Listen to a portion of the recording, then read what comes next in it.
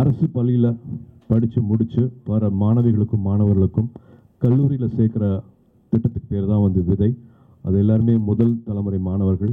இப்போ நீங்கள் பார்க்கலாம், இங்கே 5813 மாணவிகள் வந்து படித்து முடிச்சிருக்காங்க. இன்னும் 2000 மாணவர்கள் வந்து படிச்சுட்டு இருக்காங்க. 2010 ஒரு 100 மாணவர்களை படிக்க வைக்கணும்னு ஆசைப்பட்டோம். அப்பவும் 10,000 அப்ளிகேஷன்ஸ் வந்துச்சு. இப்போ 700 மாணவர்கள் கிட்ட வருஷத்துக்கு வந்து படிக்க வச்சுட்டு இருக்கோம். காசு இல்லைங்கிற ஒரே காரணத்துக்காக அப்பானால் படிக்க வைக்க முடியாது, அம்மானால் படிக்க வைக்க முடியாது, என் பிள்ளையை படிக்க வைக்க முடியல அப்படின்னு நினைக்கிற பல குடும்பங்களில் இந்த நிலவரங்கள் இருக்குது. படிப்புக்காக கொடுக்குற நன்கொடையில் பண்ண இடம் கிடையாது இது. நீங்கள் எனக்கு கொடுக்குற வாய்ப்பு, எனக்கு இருக்கிற வருமானத்து மூலமாக பண்ண பில்டிங் தான் இது. பட் நன்கொடையாக வர ஒரு காசும் படிப்புக்கு மட்டும், படிப்பு சார்ந்த செலவுகளுக்கு மட்டுமே தான் வந்து அதை பயன்படுத்திட்டு இருக்கோம். 2006 வந்து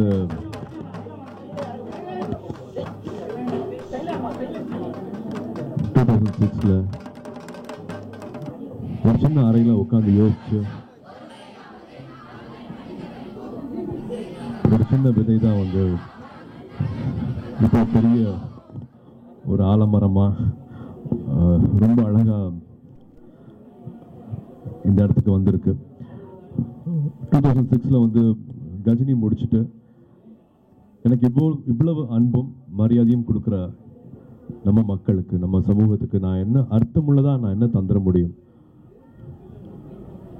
எப்படி என்னோட அன்பை தெரிவிச்சுக்க முடியும் அப்படின்னு யோசிக்கும் போது ஞானவேல் அவர்கள் கேட்ட கேள்விதான். 2006 இப்பவும் முதல் தலைமுறை மாணவர்கள் இருக்காங்க.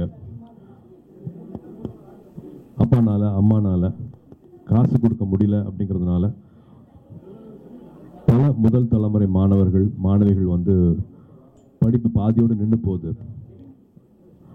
அரசு பள்ளியில் படித்தா கூட அதுக்கப்புறமா என்ன பண்ணுறதுன்னு தெரியாமல், உதவி கேட்க கூட தெரியாமல், டெய்லி வேஜஸ் ஒரு தினக்கூலி கிடைச்சா போதுங்கிற மாதிரி வாழ்க்கை மாறிடுது அப்படின்னு 2006 அவர் கேட்ட கேள்வி தான் அகரம் பிறக்கிறதுக்கான காரணமாக இருந்துச்சு. அப்போ 10க்கு 10 ரூமில் ஆரம்பித்தோம். ஒரு சின்ன ஒரு அலுவலகம் தான். அதுக்கப்புறமா ஒரு 2 பெட்ரூம் ஹவுஸில் ஆரம்பிச்சது அகரமோட வாழ்க்கை. அதுக்கப்புறமா அப்பா கொடுத்த இடம், அப்பாவோட வீட்டில் வந்து அகரமோட வேலைகள் எல்லாமே நடந்துச்சு. 2006 அகரம் ஆரம்பித்தாலும் 2010 தான் விதை அப்படின்னு இப்போ சொல்கிற அரசு பள்ளியில் படித்து முடித்து வர மாணவிகளுக்கும் மாணவர்களுக்கும் கல்லூரியில் சேர்க்குற திட்டத்துக்கு பேர் தான் வந்து விதை. அது எல்லாருமே முதல் தலைமுறை மாணவர்கள். இப்போ நீங்கள் பார்க்கலாம், இங்கே 5813 மாணவிகள் வந்து படித்து முடிச்சிருக்காங்க. இன்னும் 2000 மாணவர்கள் வந்து படிச்சுட்டு இருக்காங்க. எவ்வளோ அரசு பள்ளிகளில் எவ்வளோ மாணவிகள், எவ்வளோ மாணவர்கள், எவ்வளோ பேர் படித்து முடிச்சுட்டு இருக்காங்க அப்படிங்கிற எல்லா விவரமும் வந்து இங்கே பார்க்க முடியும் உங்களுக்கு. இப்பவும் அகரமில் வந்து 2000 மாணவிகள் படிச்சுட்டு இருக்காங்க. 70% மேலே வந்து எல்லாமே மாணவிகள். 2010 ஒரு 100 மாணவர்களை படிக்க வைக்கணும்னு ஆசைப்பட்டோம். அப்பவும் 10,000 அப்ளிகேஷன்ஸ் வந்துச்சு. இப்போ 700 மாணவர்கள் கிட்ட வருஷத்துக்கு வந்து படிக்க வச்சுட்டு இருக்கோம். இப்போவும் 10,000 அப்ளிகேஷன்ஸ் வந்துட்டு இருக்கு. ஸோ தேவைகள் வந்து குறையவே இல்லை. இப்போவும் 2025 இப்போவும் நம்ம கூட, நம்ம சமூகத்தில் முதல் தலைமுறை மாணவிகள் இருக்காங்க.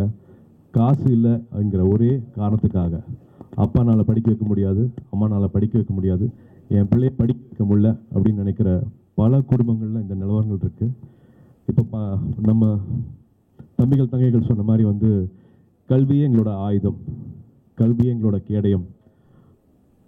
நான் ஒருத்தரையாவது படிக்க வைப்பேன்னு சொல்கிறாங்க. நான் பெற்றதையும் கற்றதையும் நான் இந்த சமூகத்துக்கு கொடுப்பேன்னு சொல்கிறாங்க. ஸோ இதுதான் வந்து அகரமாக மாறி இருக்கு. அகரம் எதனால வந்து இன்னும் 20 வருஷம் ஆக போகுது.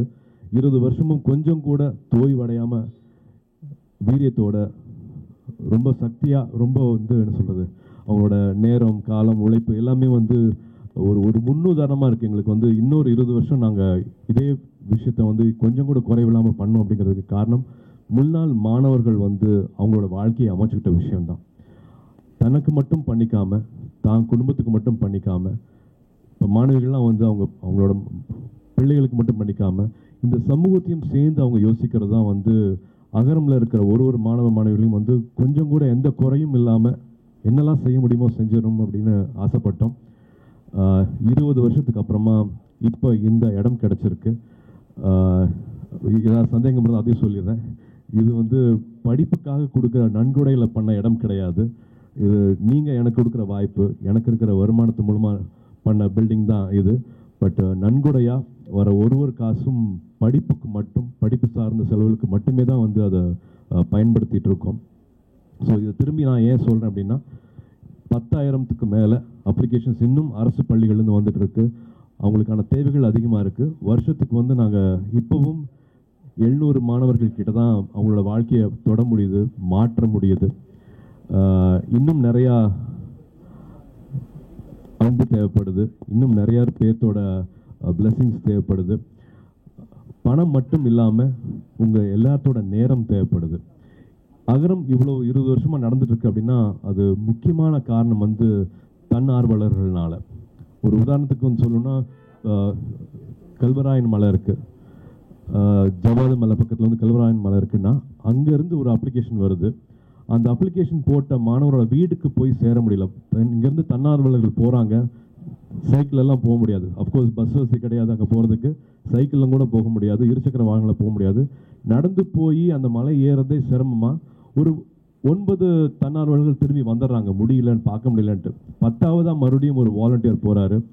அவர் பார்த்து அவர் அப்ளிகேஷன் கொடுத்து இப்போ அந்த தம்பி டாக்டர் ஆகியிருக்காரு. ஸோ தன்னார்வலர்களோட வேலை எவ்வளோ முக்கியம் அப்படிங்கிறத வந்து நான் இது மூலமாக சொல்லிக்கிறேன்.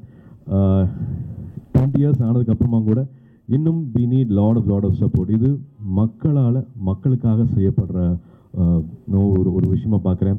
என்ஜிஓனா வந்து எங்கேயோ ஒரு சின்ன பில்டிங்கில் ஒரு சின்ன ஃபேன், ஒரு லைட் இருந்தால் போதும், ஒரு இடத்துல மட்டும் அடைஞ்சிடாமல், ஒரு என்ஜிஓனா இப்படி இருக்கலாமா அப்படிங்கிறதுக்காக வந்து ஒரு கனவோடு கட்டின ஒரு இடம் இது. வெறும் ஒரு அட்மிஷன் மட்டும் பார்க்கறதுக்காக ஒரு இடமா இல்லாமல், வெறும் ஒரு அலுவலகமாக மட்டும் இது இயங்காமல், இது நிறைய பேருக்கு இன்னும் ஒரு புத்துணர்ச்சி, ஒரு புது தெம்பு, இன்னும் பெருசாக சிந்திக்கிறதுக்கான எல்லா சக்தியும் வந்து இந்த இடம் கொடுக்கும் அப்படிங்கிற நம்பிக்கை இருக்குது. இதில் வந்து வெறும் மாணவர்கள் வந்துட்டு போட்டு போகாமல் இங்கே நிறைய ட்ரைனிங்ஸ் நடக்க போகுது, நிறைய ஒர்க் ஷாப்ஸ் நடக்க போகுது, நிறையா புக் லான்ச்சஸ் நடக்க போகுது, புத்தக வாசிப்பு நடக்க போகுது. இன்னும் பல ஆளுமைகள், பல துறையில் வந்து வெற்றி பெற்றவங்க நிறைய பேர் இங்கே வந்துட்டு அவங்களோட லைஃப் ஸ்கில்ஸ், அவங்களோட ஷேரிங் வந்து இங்கே நடக்க போகுது. ஸோ இந்த கட்டடத்துக்குள்ளேயே வந்து உலகம் எப்படி இருக்குது, உலகம் நம்மக்கிட்ட என்ன எதிர்பார்க்குது, நம்ம எப்படி வந்து நம்மளை இன்னும் வந்து நம்ம எக்யூப் பண்ணிக்கணும், நம்ம இன்னும் எப்படி என்னெல்லாம் விஷயங்கள் நம்ம கற்றுக்கணும் காலேஜ் படிக்கும் போதுங்கிறது வந்து இங்கே அந்த ஒர்க் ஷாப்ஸ் மூலமாக வந்து அந்த மாணவர்கள் தெரிஞ்சுக்க போகிறாங்க. ஸோ இது வந்து எங்களுக்கு தாய் வீடு மாதிரி. சொந்த வீடு கட்டும் போது இருக்கிற சந்தோஷத்தை விட அகரமோட இந்த புது அலுவலகம் திறக்கிற நாள், இன்னைக்கிற நாள் வந்து நிறையா மாணவர்களையும் தன்னார்வலர்களையும் இணைக்கிற ஒரு அழகான நாளாக பார்க்குறேன். இன்னைக்கு நீங்கள் வந்திருக்கிறது எனக்கு ரொம்ப ரொம்ப சந்தோஷம். இங்கேருந்து we have lot of new beginnings happening from here. So எப்பவும் போல் உங்களோட அன்பு, உங்களோட ஆதரவு தேவை. ஏன்னா நீங்கள் எடுத்துகிட்டு போய் சேர்த்தனால தான் இத்தனை நாளாக எங்களுக்கு வந்து பெரிய ஒரு தன்னார்வலர்கள் சப்போர்ட் கிடச்சிருக்கு. ஒரு கோர் டீமாக ஒரு 800லேருந்து ஒரு 1000 பேர் வந்து அகரமுக்கு தன்னார்வலர்களாக வந்துட்டு போயிருக்காங்க. அவங்களோட அண்ணாவா அக்காவாக இருந்திருக்காங்க. நான் எதுக்காக வாலண்டியர் சொல்கிறேன்னா, இந்த மாணவர்கள் வந்து வரும்போது சென்னையே அவங்களுக்கு புதுசாக இருக்கும். இங்கிலீஷ் வந்து மறுபடியும் இன்னும் ஒரு பெரிய ஒரு எதிரியாக தான் பார்ப்பாங்க. பட் இங்கே இருக்கிற வாலண்டியர்ஸ் வந்து அவங்களுக்கு 3 இயர்ஸ் 4 இயர்ஸ் அவங்களோட சொந்த அண்ணாவா அக்காவா கை கோர்த்து அவங்கள வந்து படிப்பு முடிக்கிறதுக்காகவும் வாழ்க்கையை இன்னும் தெரிஞ்சுக்கிறதுக்காகவும் சின்ன சின்ன பிரச்சனைகளை வந்து அவங்க அப்பா அம்மானால் சால்வ் பண்ண முடியாத பிரச்சனைகள் எல்லாமே வந்து ஒரு அண்ணாவா அக்காவாக இருந்து அவங்க செஞ்சுருக்காங்க. ஸோ இந்த செய்தி இன்னும் போய் சேரணும். நிறைய பேர் லைக் மைண்டட் பீப்புள் அவங்களோட நேரத்தை கொடுக்கணும் அகரத்துக்கு நான் அன்போட பணியோட கேட்டுக்கிறேன். அண்ட் ஆஃப்கோர்ஸ் உங்களோட பிளெஸிங்ஸும் வேணும் அப்படின்னு நான் கேட்டுக்கிறேன். ஞானவேலியும் பேச சொல்ல போகிறேன், ஜெயஸ்ரீயும் பேச சொல்ல போகிறேன். குழந்தைய பெற்றெடுக்கிறத விட குழந்தைய வளர்க்குறது இன்னும் கஷ்டம் சொல்லுவாங்க. அந்த மாதிரி இவங்க டிசைன் பண்ணது தான், இவங்க 2 பேரும் டிசைன் பண்ணது தான் வந்து இப்போ அகரமில் எல்லாருமே ஃபாலோ பண்ணியிருக்காங்க. இப்போ ஸ்டூடெண்ட்ஸ் அதை எடுத்துகிட்டு போக ஆரம்பிச்சிட்டாங்க. முன்னாள் மாணவர்கள் வந்து இப்போ அதை முன்னே எடுத்துகிட்டு போக ஆரம்பிச்சிட்டாங்க. தன்னார்வலர்கள் இல்லாமல் இது ஒன்றுமே கிடையாது. இவங்க எல்லாமே வந்து இப்போ ஒரு பிரிட்ஜஸ் தான். பட் இதை மொத்தமாக கையில் எடுத்துகிட்டு போகிறது வந்து முன்னாள் மாணவர்களும் ஏற்கனவே இங்கே இருக்கிற தன்னார்வலர்களும். அவங்கள வந்து அவ்வளோ நன்றியோடு பார்க்குறேன். இந்த இடம் இன்னும் வந்து பெரிய விஷயமாகணும், இன்னும் ஒரு பெரிய வளர்ச்சி.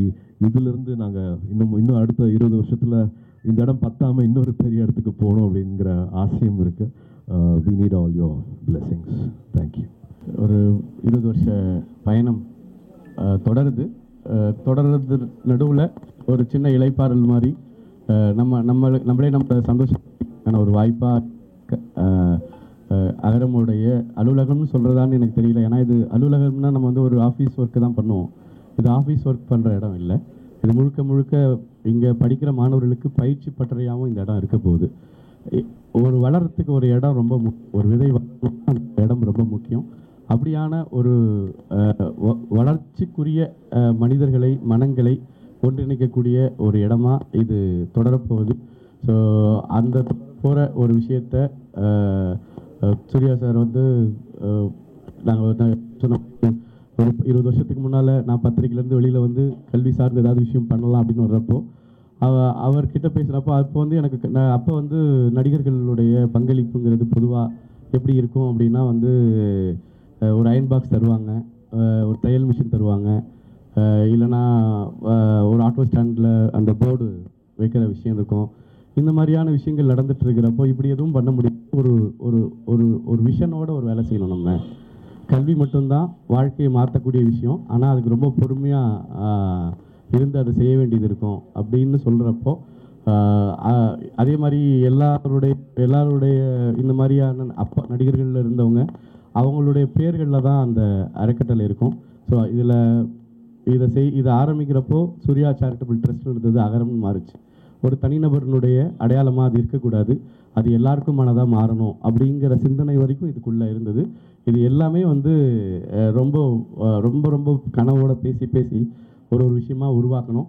ஆரம்பிக்கிறது மட்டும்தான் இது. நான் இப்போ பேசிகிட்டு இருக்கிறது இது நாங்கள் பண்ணோம் அப்படின்னு இல்லை.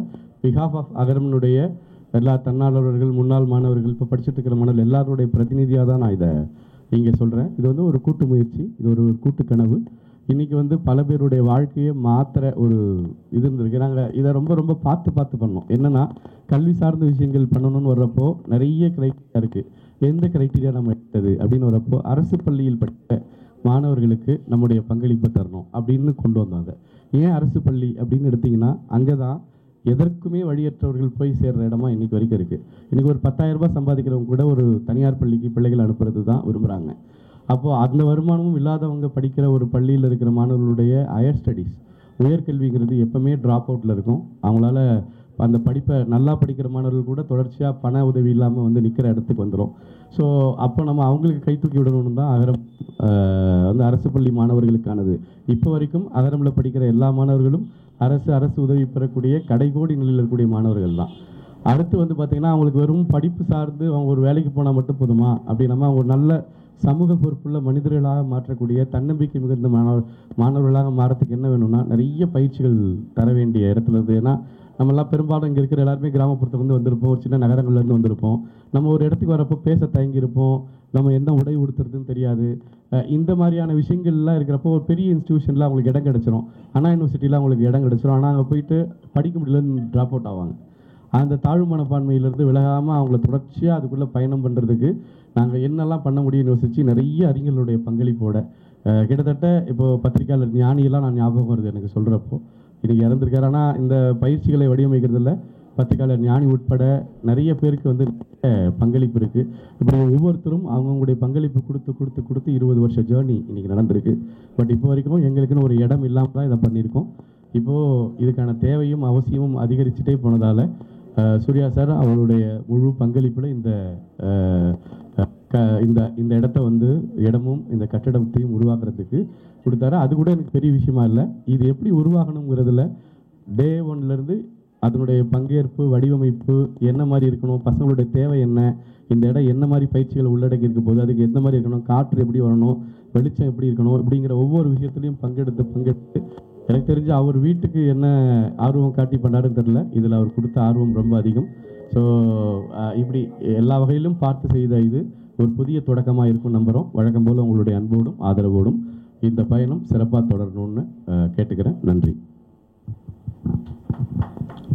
ஒரு வீட்டில் வந்து பெற்றோர் இருப்பாங்க, அப்பா இருப்பாங்க, அம்மா இருப்பாங்க. பட் ஒரு வீடு அம்மா இல்லாட்டி இயங்கவே முடியாது. ஜெயஸ்ரீ ஒரு 20 years அகரம் கொடுத்தது வந்து நான் வார்த்தைகளில் சொல்ல முடியாது, வார்த்தைகளில் நன்றின்னு சொல்ல முடியாது. இங்கே இருக்கிறவங்க அத்தனை பேருமே வந்து ஒரு வாழ்க்கையை எப்படி அமைஞ்சுக்கணும், இந்த குழந்தைகள் இருக்காங்கன்னா இந்த குழந்தைகளுக்கு வந்து முதல்ல பார்த்த ஒரு முகமாக வந்து கண்டிப்பாக ஜெயஸ்ரீ இருப்பாங்க. ஜெயஸ்ரீ மூலமாக ட்ரெயின் ஆன வாலண்டியர்ஸ் அத்தனை பேர் இருக்காங்க. ஜெயஸ்ரீ மூலமாக வந்து வாழ்க்கை முழுமை அடைஞ்ச மாணவர்கள் நிறைய பேர் இருக்காங்க. அப்பா அம்மா கிட்ட கூட சொல்ல முடியாத விஷயங்கள் வந்து ஜெயஸ்ரீ கிட்டையும் அவங்களோட அண்ணா அக்காக்கிட்டையும் வந்து ஷேர் பண்ணியிருப்பாங்க.